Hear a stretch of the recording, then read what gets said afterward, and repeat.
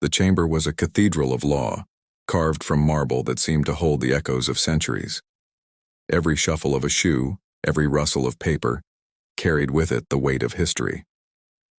The gallery was packed with journalists, students of law, and citizens eager to witness a rare convergence, a public judiciary forum where old guard met new fire.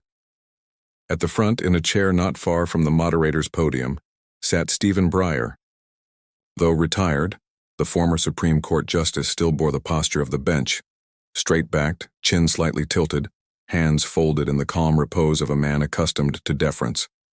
His silver hair gleamed under the chamber's lights, his reputation preceding him like an invisible shield. Breyer had always been known for his reasoned pragmatism, for threading the needle between ideological extremes. But tonight, his presence carried something else, an unspoken authority, a living emblem of the institution itself. Across from him, separated by little more than a table, but divided by worlds of generational and ideological distance, sat Congresswoman Jasmine Crockett. She was not robed, but the gravity in her bearing could rival any justice. Known for her quick wit, her cutting legal instincts, and her refusal to temper her words for anyone's comfort, Crockett had earned both admiration and scorn. She leaned forward slightly, eyes locked on Breyer, her silence deliberate. The faintest gleam of defiance flickered in her gaze, a reminder that she had walked into countless rooms where her presence was doubted, only to leave them altered. The moderator introduced the evening's theme: the tension between judicial restraint and political urgency in an era where democracy itself felt fragile. Questions had already been posed, answers exchanged with measured civility. Then it happened. Breyer's lips curled into the kind of smile one wears when trying to temper a sharp edge with a veneer of charm. His voice, mellow yet cutting, carried across the chamber. "You speak with the passion of a blogger, Congresswoman, loud, fiery, certain, but passion is not jurisprudence. Passion does not write law that endures."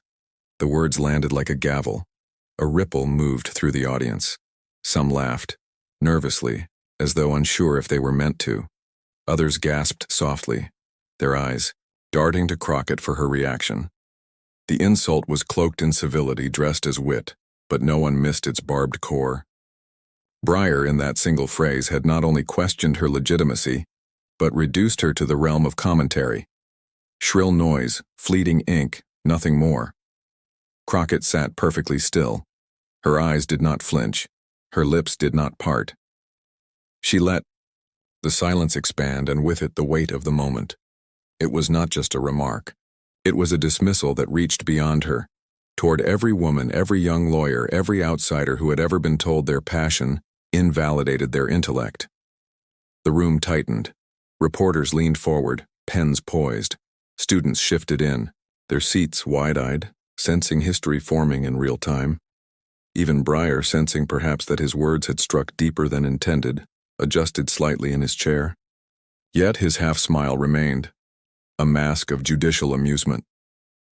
Crockett finally blinked.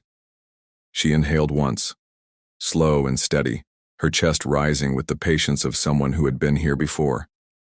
The kind of patience honed in courtrooms where stakes were not abstract philosophies, but the lives of clients whose freedom dangled by a thread.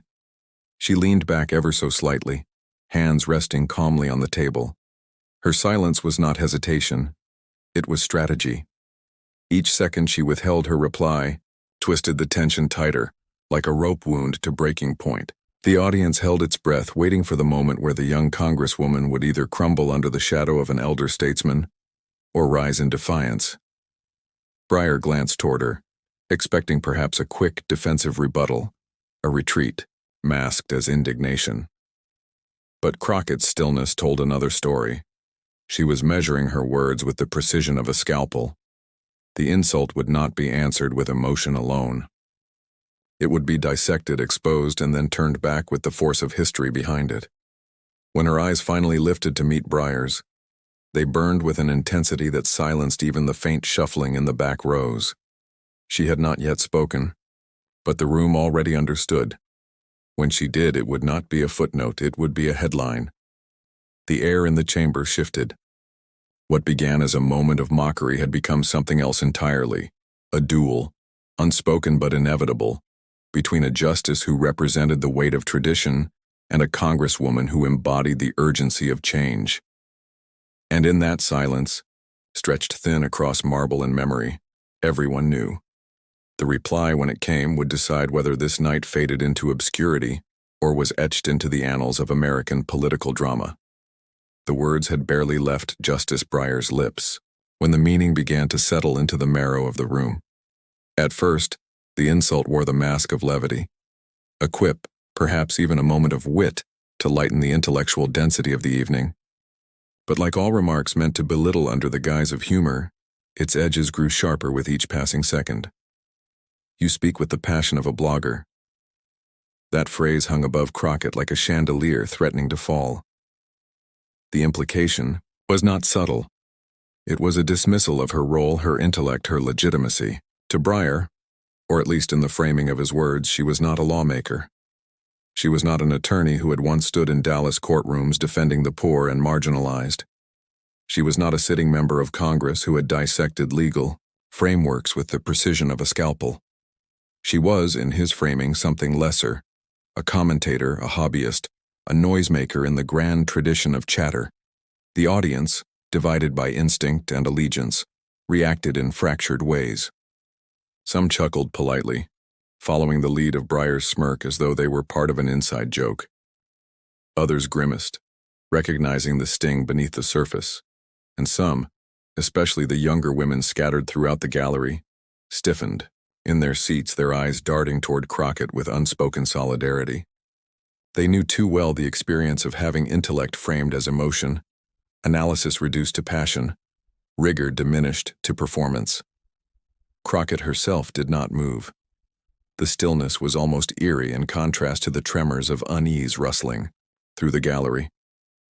Her silence was not paralysis, it was deliberation. She allowed the mockery to breathe, to echo, to grow louder in the silence until its true weight could no longer be masked by laughter. The longer she waited, the more uncomfortable the room became.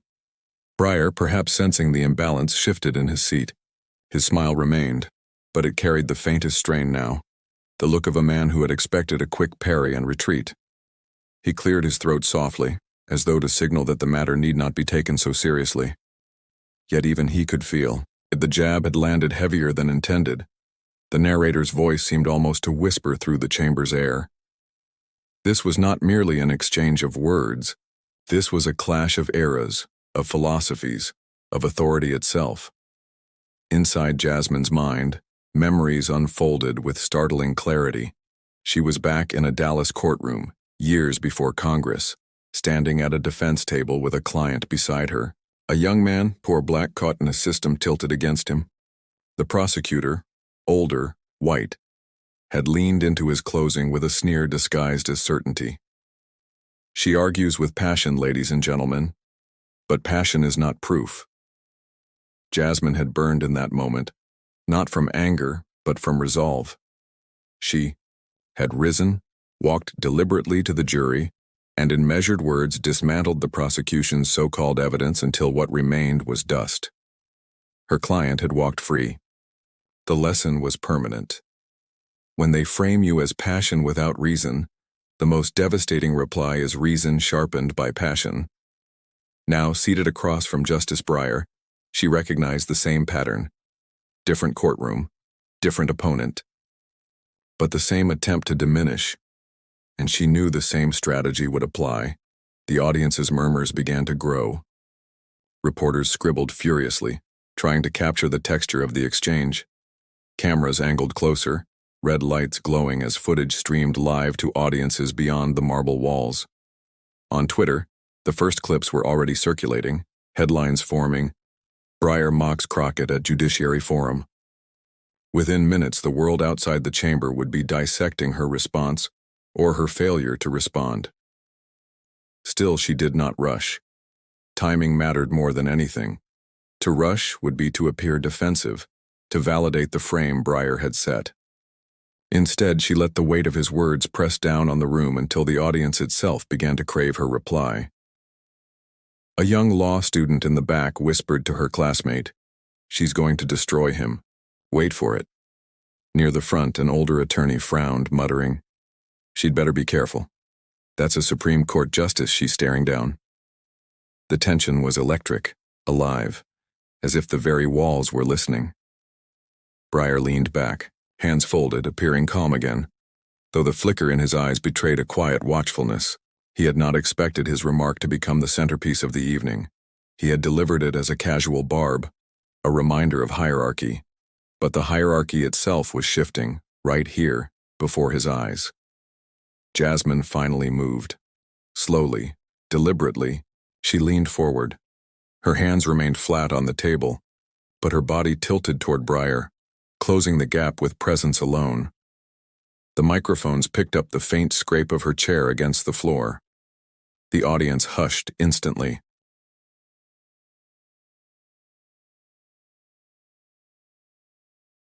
Her voice, when it came, was not loud, not rushed, but steady.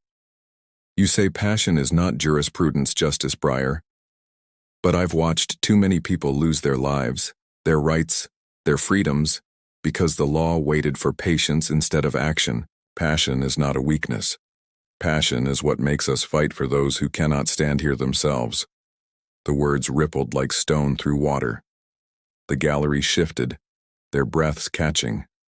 Some nodded instinctively, others stiffened. But all listened. She paused, allowing the impact to settle.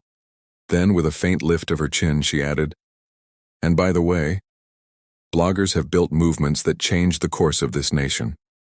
To dismiss their passion is to dismiss the very people whose stories the law is meant to serve." The silence that followed was no longer Breyer's weapon. It was hers. Breyer's smile faded into thoughtfulness, though his eyes narrowed slightly, as though weighing whether to push back. But he did not immediately reply. The gallery, once fractured in its reactions, now seemed aligned in awe. The balance had shifted. What had begun as a mocking dismissal had transformed into something heavier, a confrontation not only between two individuals, but between two visions of the law itself. And though the night was far from over, one truth was already clear. Jasmine Crockett had not come here to be diminished. She had come to turn every insult into evidence. The chamber was no longer just a room of marble and echoes. With every camera light glowing red, it had become a stage for the nation. Clips of Breyer's remark were already spiraling through, digital veins transmitted from phones in the gallery to screens across America. The phrase, "You speak with the passion of a blogger," was being dissected in real time, memed, critiqued, defended, condemned. What had seemed like a casual barb was transforming into a cultural flashpoint. Inside the room, the atmosphere shifted as though the air had thickened. Students who had chuckled moments earlier now sat rigid, realizing their laughter might soon be replayed on millions of feeds. Journalists tapped faster, their notebooks filling with quotes and observations that would shape tomorrow's headlines. Even the moderator, who had smiled awkwardly at first, now looked unsettled, as though presiding over a conversation slipping beyond control. For Breyer, this was supposed to be a lecture disguised as dialogue, a chance to remind the audience that jurisprudence required patience, detachment, sobriety. He had not planned for confrontation. He had certainly not expected his own words to ignite a storm. He shifted slightly, his shoulders squaring, trying to reclaim the posture of calm authority. Yet even he felt it.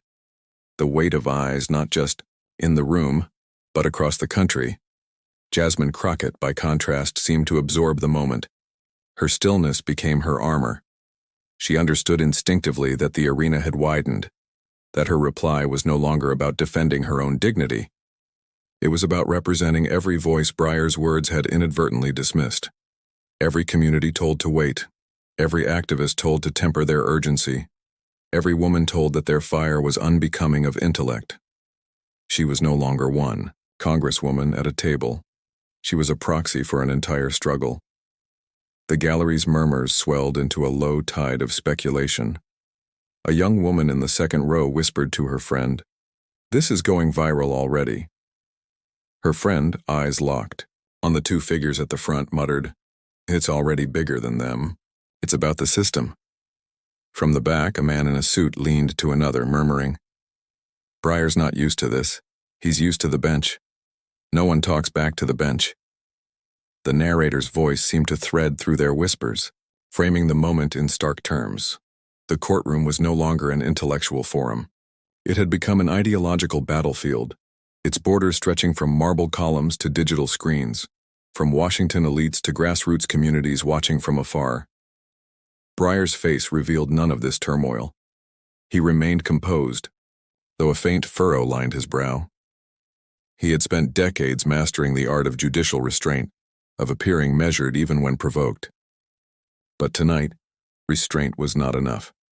His authority was being tested in a new way. Not in the Supreme Court chamber, where dissent was recorded and archived, but in the court of public perception, where narratives hardened in minutes. Jasmine finally broke the silence that had stretched, her voice low but deliberate. "When people laugh at the idea that passion belongs in the law," she said, her gaze steady on Breyer, "they forget that every major case, every historic shift in this country, began with someone's passion that the law had ignored for too long." Her words drew a wave of murmurs. Reporters scribbled furiously, recognizing the headline forming before their eyes. A man in the gallery whispered audibly, "That's the clip. That's the line they'll replay tonight." Breyer leaned forward slightly as though to respond, but the moderator raised a hand, perhaps sensing the need to let Crockett's words settle. It was futile. The debate had escaped moderation. The clash had become too raw, too symbolic. Outside, the chamber, the first headlines appeared. Breyer versus Crockett, passion meets precedent. On Twitter, users debated in real time. Some defended Breyer, praising his reminder that emotion must not cloud the law. Others applauded Crockett, declaring her response a masterclass in poise and conviction. Hashtags trended. Passion is power, Breyer mockery, Crockett comeback. The moderator attempted to steer the discussion back to the evening's theme, but his words were background noise now. All attention was locked on the two figures at the table, the generational duel unfolding in live time. Breyer finally spoke again, his tone smoother now, carefully measured. "Congresswoman," he said, "the law is not written in haste. It is not shouted into existence. It is built carefully with reason and precedent, so it may withstand the tests of time." Jasmine tilted her head slightly, as though weighing his words. Her reply was calm, but it carried the quiet force of a gavel. "And while the law waits to withstand time, people wait to withstand hunger, injustice, disenfranchisement. Waiting is not neutral. Waiting is harm." The audience exhaled collectively, as though struck by the sharpness of her words. Breyer's jaw tightened almost imperceptibly. He had not expected her to turn his own vocabulary against him. Cameras flashed, pens scratched. The air vibrated with the sense that this was more than an exchange. It was a reckoning. For Breyer, the moment carried risk. Too sharp a retort, and he would appear defensive, petty, undermining the very dignity his legacy was built upon. Too soft, and he would appear defeated. For Crockett, the stakes were different. This was her chance to transform a dismissal into a platform, to take what was meant to belittle and wield it as a weapon for truth. The duel was no longer about a single remark. It had expanded into a referendum on two competing visions of justice, the patience of precedent versus the urgency of lived reality. And in that widening arena, it was not clear whose vision would prevail. The gallery leaned forward, hearts racing, pens ready. The silence between their words was no longer empty space. It was history waiting to be written. The moderator's gavel tapped once, a polite but firm reminder that this was still a forum meant to illuminate, not inflame. Yet the atmosphere betrayed that hope. The room now felt less like a panel discussion, and more like a battlefield wrapped in mahogany and marble. Cameras zoomed, pens scribbled furiously across reporters' pads, and the gallery leaned forward as if history itself had slid into their laps. Breyer adjusted his glasses, letting the faintest grin curve his lips, a seasoned performer who had danced in arenas of argument for decades. His voice carried the calm of authority, but its edges were sharp as glass. Congresswoman, the problem with passion is that it often runs ahead of principle. Legislators ignite fires they cannot control, then complain when the judiciary is asked to douse the flames. The jab was subtle, yet its target unmistakable. It painted her as reckless, a political arsonist, in contrast to his supposed judicial restraint. The murmurs in the gallery returned, a rolling wave of divided approval and disapproval. Jasmine sat motionless for a beat, her expression unreadable. But beneath her stillness, her hands pressed against the wooden table with controlled strength, as though she were anchoring herself against the undertow of dismissal. Her voice, when it came, was low but firm, resonant enough to cut through the growing hum. Passion without principle is chaos, but principle without passion is paralysis. You know that better than anyone, Justice Breyer. The words landed differently. They weren't just rebuttal. They were accusation cloaked in wisdom, turning his critique back on him. The audience shifted, some nodding, others whispering in quick bursts. Breyer leaned back slightly, almost amused by her retort, but his eyes flickered. A brief flash of irritation, gone in a heartbeat. It's easy to coin aphorisms, Congresswoman. Harder to govern with them.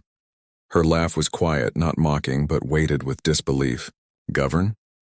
With respect, Justice, the court doesn't govern. It interprets, or at least it should. The danger comes when interpretation becomes intervention, when neutrality masquerades as silence, and silence serves only the powerful. Sharp intake of breath rippled through the gallery. Reporters' pens scratched faster, capturing every word. The moderator shifted uneasily, sensing the balance slipping beyond control but too riveted to intervene. This was no longer an academic sparring match. It was a duel over legitimacy itself. Breyer, now tightening his lips, chose precision over bluster. The Constitution, Congresswoman, was designed to outlast moods. If every outrage dictated the law, we would live under constant upheaval. Courts temper that chaos. We remind the nation that endurance, not fervor, keeps a republic alive. Jasmine met his gaze, her shoulders squaring as if she carried the entire weight of those left unheard by such endurance. Her voice rose, not in anger, but in a rhythm that carried conviction. And yet endurance for some has meant suffering for others. Tell a black mother whose son has been denied justice to endure. Tell a family who lost their home to predatory lending to endure. Tell communities stripped of their voice by gerrymandering to endure. If endurance is all you offer, then what you defend isn't justice. It's stagnation. The gallery broke into gasps, some clapping before quickly stifling it, remembering the decorum of the room. The moderator called for quiet, but his voice was drowned in the echo of her words. Breyer's fingers tapped the table once, betraying irritation, before he laced them together, regaining composure. You conflate the imperfections of democracy with the role of the judiciary. We cannot cure every ailment of society. That is not our mandate. And yet, Jasmine pressed, leaning forward now, her eyes burning with quiet defiance. When the court shields itself with that excuse, it becomes complicit in those ailments. The Constitution doesn't live in books, Justice Breyer. It lives in people. And when people bleed, the words must mean more than ink. For a moment, silence claimed the chamber. Not even the reporters moved. The gravity of her statement seemed to hang, unshaken, over the marble walls. The moderator cleared his throat, his voice a fragile tether. Perhaps we should turn to the next prepared question. But the audience knew the forum had already shifted course. This was no longer about the prepared script. It was about who would define the role of justice in the age of division. And, in that tilt, the balance of the arena leaned, not toward tradition, but toward challenge. The forum had transformed. What had begun as a genteel public discussion now burned with the heat of ideological battle. The chandeliers above flickered as if reacting to the tension below, their golden glow catching the sharp lines of Breyer's furrowed brow and the fire in Jasmine Crockett's eyes. The air no longer moved with whispers, but with the low, humming current of a crowd caught between awe and unease. Breyer adjusted in his chair, his robe-like suit folding stiffly around him. He leaned forward, voice tempered but sharpened with every syllable. "Congresswoman, with all respect, you speak with the urgency of the moment, but not with the patience of the law. Institutions endure because they resist the whims of politics. If every elected voice turned the courtroom into a campaign rally, the Constitution would buckle under the weight of popularity." The words floated heavy, meant not just for her, but for every ear in the gallery. Jasmine stood slowly, hands resting. On the table's edge, her figure illuminated in a shaft of light spilling from the windows. She did not raise her voice, not yet, but her tone carried across the chamber with unshakable clarity. Institutions endure when they serve the people, not when they shield themselves in rituals that ignore the pain outside these walls. What good is patience when justice delayed has always meant justice denied for the people I represent? Murmurs rose again. A young law student scribbled notes furiously, her eyes wide.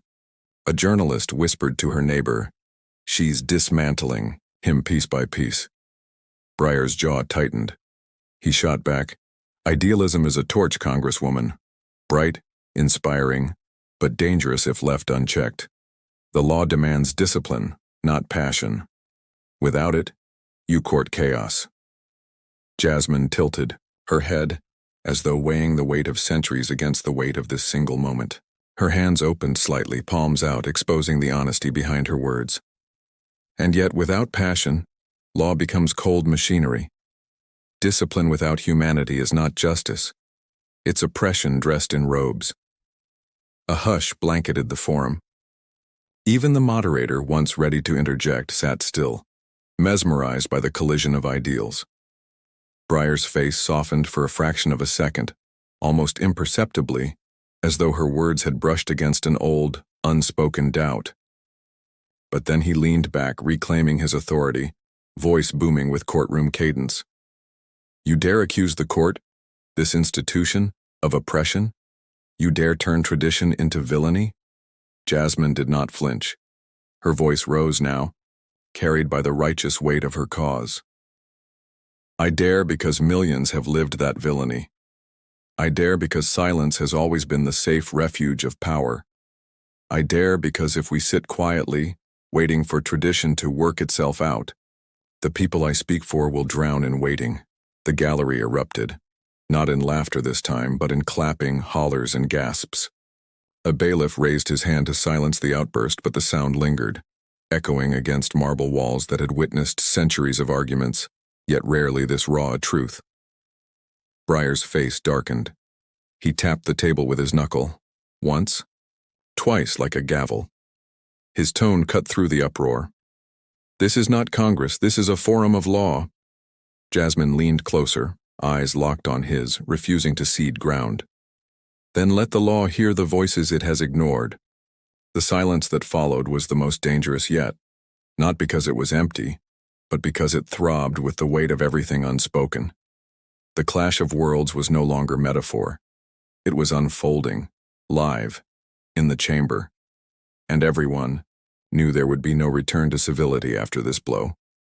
The room felt hotter than it was, the air thick with the weight of unspoken verdicts. For a moment, Justice Breyer leaned back, allowing silence to stretch until it became its own kind of weapon.